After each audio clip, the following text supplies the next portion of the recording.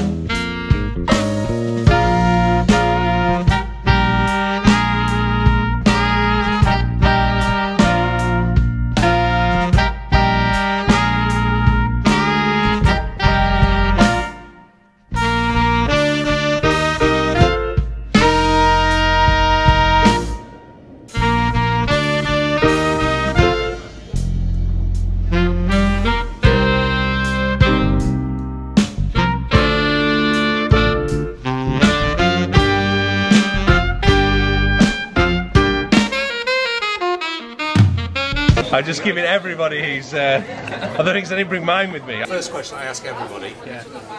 How did you get started on the saxophone? It was my second instrument. Yeah. So I started when I was about 14, 15 at school. I originally played violin and was sort of hanging around with the jazz band kids, and then realised they had these shiny. My musical journey is kind of the reason why I ended up sort of writing the book. That's that's what's kind of happened. So I said that I started off on the violin, and violin was my kind of main study. It was my serious instrument at university and music college and stuff, and I found myself in a situation where I had like quite a nasty overuse problem with my shoulder, and ended up not being able to play for more than about 10-15 minutes at a time, and found that very difficult psychologically to deal with as being a musician who couldn't get his music out. I worked with a few people, you know, on my own sort of playing and my own sort of mindset, and then really got the bug for helping other musicians who are struggling, you know. And it's just a massive, you know, it's kind of hidden in the music industry, but it's a massive thing. There's, you know, I know that Help Musicians UK did a study recently saying that I think it's musicians are something like 3 times more likely to suffer from some kind of mental health problems like anxiety or depression. They somehow think that they're the only ones who are going through that, you know. And it's tightly linked to sort of excellence as well. It's not like, oh, some people have got mental problems and some people haven't. It's like everyone kind of ebbs and flows in their mindset, and kind of knowing how that works seems to be the key to when, you know, these people, you see someone like I remember seeing like an interview with Chris Potter saying that basically if he has to think about it, something's going wrong. It's not like some secret mystical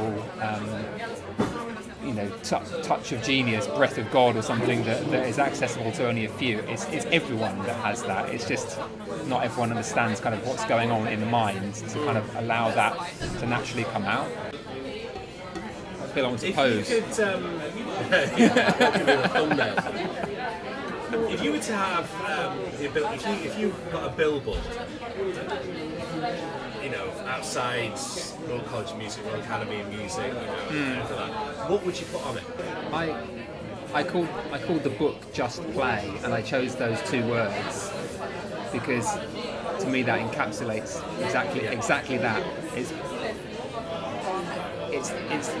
the best music making happens when it's just playing. It's not worrying about something else. I mean, I've said this on the vlog. Oh, let's get it here, so it's focusing. But I've said this on the vlog before about how, you know, I'd be playing and a certain musician would walk into my gig, and my whole thoughts were just on what they were thinking. You know, I'd project onto them all the worst possible things they could be saying about me or thinking about me. 99 of them, they were never even thinking, but I was deciding that's what they were doing, and I would just really destroy my performance because I'd be more interested about what they were doing. That's it right there. What you just said is that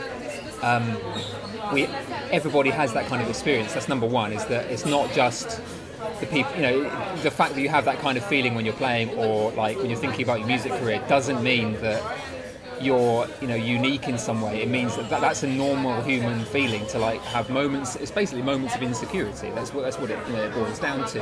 That's everywhere. So everybody has that. And the second thing is that the only place that you're having an experience of you know, worry or insecurity or not feeling quite, you know, good enough or whatever, like we all do, is in here. It's not.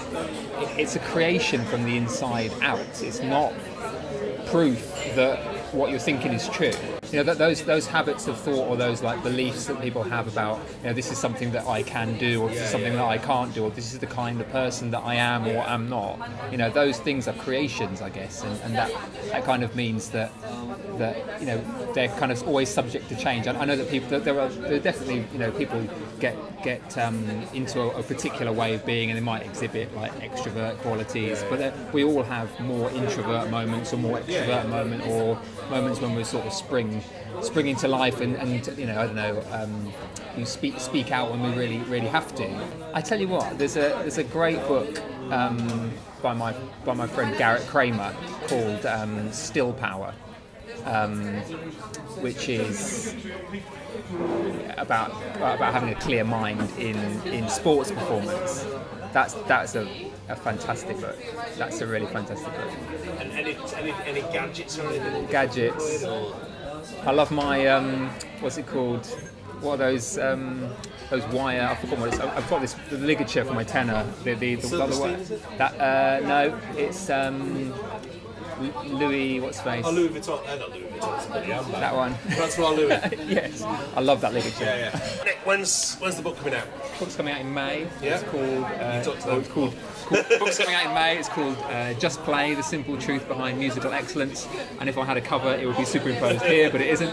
And so you got a website, Twitter, Facebook, or anything? Yeah. If you go to nickbottini.com, you can join my mailing list and find out about the book launch in a bit more detail. I've also got a group for musicians on Facebook called Peak Performance for Musicians, which is all about, it's like a kind of community talking about mindset and performance and helping people perform at their best. Great. Brilliant. Nick, thank you very much for being my coffee with Dan. Pleasure. I look forward to reading the book and check it out.